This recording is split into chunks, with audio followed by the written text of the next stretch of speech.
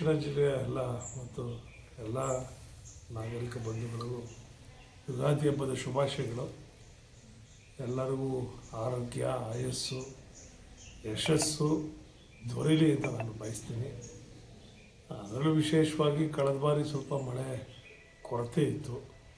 ಈ ಬಾರಿ ನಾನು ಭಗವಂತನಲ್ಲಿ ಪ್ರಾರ್ಥನೆ ಮಾಡ್ಕೊಳ್ಳೋದೇನಪ್ಪ ಅಂತಂದರೆ, ಉತ್ತಮವಾದಂಥ ಮಳೆ ಬಂತು ಅಂದರೆ ಎಲ್ಲವೂ ಸುಭಿಕ್ಷ ಆಗಲಿಕ್ಕೆ ಸಾಧ್ಯ ಆಗ್ತದೆ. ಅಂತರ್ಜಲ ಒಂದು ಹೆಚ್ಚಿಗೆ ಆದರೆ ನಮ್ಮಲ್ಲಿ ರೇಷ್ಮೆ ಇರ್ಬೋದು, ಹೈನುಗಾರಿಕೆ ಇರ್ಬೋದು, ಕೃಷಿಕರ ಬದುಕಿರ್ಬೋದು, ಕುಡಿಯೋ ನೀರಿಗಿರ್ಬೋದು, ದನಕರುಗಳ ಪಾಲನೆಗಿರ್ಬೋದು, ಎಲ್ಲವೂ ಆಗ್ತದೆ.